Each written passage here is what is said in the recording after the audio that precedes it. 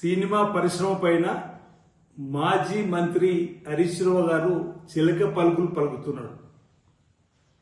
Pre release show పైన అమాయకంగా అనుమానాలు వ్యక్తం చేస్తూ మాట్లాడుతున్నాడు. సినిమా ఇండస్ట్రీ పైన ప్రేమను ఒలకబోస్తూ మాట్లాడుతున్న మాటలలో 10 సంవత్సరాలుగా అధికారం ఉండి సినీ పరిశ్రమను పట్టించుకోకుండా ఉన్నటువంటి మీరు రాచకొండ గుట్టల్లో స్టూడియోలో నిర్మాణం చేస్తామని ఇచ్చినటువంటి హామీ ఏమైందన్నమాట. చిన్న రాయిని కూడా తొలగించలేని మీరు 10 సంవత్సరాల్లో మీరు అనేక మందికి ప్రీ రిలీజ్ షోలు విడుదల చేసినప్పుడు మీకు కనిపించింది ఆనాడు నిర్మాతలు, దర్శకులు, హీరోలైతే ఈరోజు చట్ట ప్రకారమే ముందుకు పోయే క్రమంలో మా ముఖ్యమంత్రి రేవంత్ రెడ్డి గారి ప్రీ రిలీజ్ షోలో వచ్చినటువంటి ఆదాయంలో 20% ఆదాయం హరీష్ రావు గారు ఇక్కడ మీకు చూపిస్తున్న జీవో 20% ఆదాయం ఏదైతే ఈ డేట్ 8/1/2026 నాడు తీసినటువంటి జీవోలో 2వ నెంబర్ కాలంలో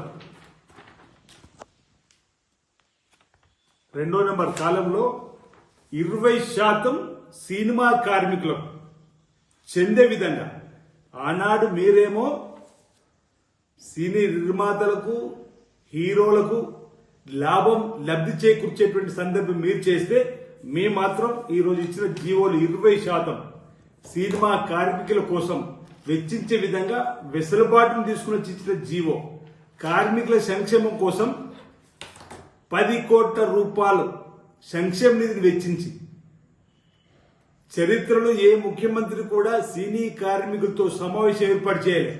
మా ముఖ్యమంత్రి గారు సినిమా కార్మికులతో సమావేశం ఏర్పాటు చేసి వారికి ప్రత్యేకంగా స్కూల్స్, వారికి ప్రత్యేకంగా వైద్యపరంగా వారికి ప్రత్యేకమైనటువంటి తగు ఏర్పాట్లు చేసే విధంగా కూడా సమావేశాలు తీసుకున్నటువంటి నిర్ణయాలు మీరు మర్చిపోతున్నారని చెప్పండి మాట సందర్భంగా. అసలు మీ 10 ఏళ్లలో నంది అవార్డు కూడా ఇవ్వలేని మీరు,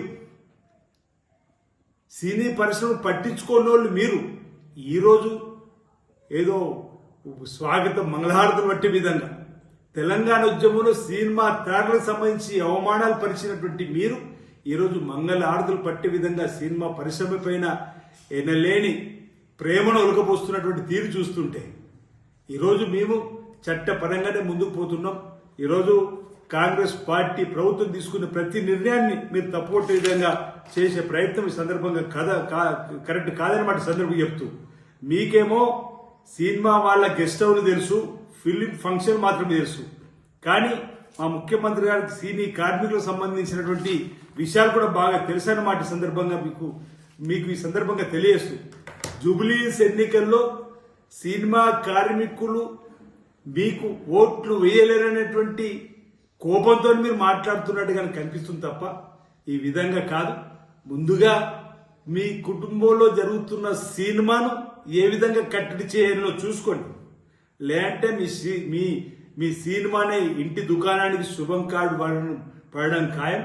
ఈరోజు మీరేదో గొప్పలు చెప్పి మమ్మల్ని ప్రతి అంశంలో విమర్శ చేయాలని చెప్పని చేయడం సరైనది కాదు. హరీష్ రావు గారు మీరు కావాలని చేస్తున్నటువంటి ప్రయత్నాలు ఎప్పుడు కూడా మరి చరిత్ర అందరూ కూడా చూస్తారు. ఈరోజు అనేక ఇంకా కొన్ని అంశాలు మీకు మీ ద్వారా ప్రజలకు చెప్పాల్సిన రోజు ఉంది. సినిమా కార్మికులకు ఆరోగ్య భద్రత కార్డులు మంజూరు చేస్తున్నాం, వాళ్ళ పిల్లల కోసం ప్రత్యేక స్కూల్ ఏర్పడిస్తున్నాం, వాళ్ళ జీతభత్యాలు పెరగడానికి నిర్మాతలతో చర్చ జరుపుతున్నాం.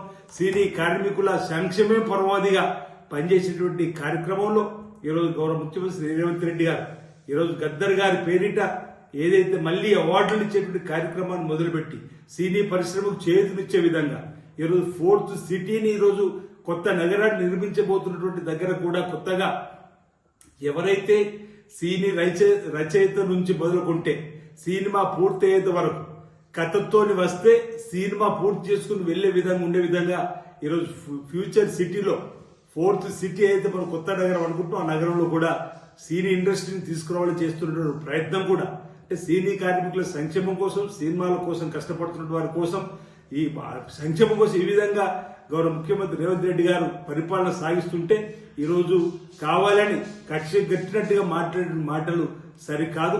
రాబో రోజుల్లో ఇంకా మరిన్ని మేలైనటువంటి కార్యక్రమాలు, మేలైనటువంటి సంక్షేమకు సంబంధించినటువంటి కార్యక్రమాలు సినీ ఫీల్డ్ కోసం గౌరవ ముఖ్యమంత్రి రేవంత్ రెడ్డి గారి నాయకత్వంలో ప్రజాప్రభుత్వం, ఇందిరమ్మ ప్రభుత్వం, కాంగ్రెస్ ప్రభుత్వం కొత్త కొత్త సంక్షేమ కార్యక్రమం ముందుకు వస్తామని సందర్భంగా తెలియజేస్తా ఉన్నాను.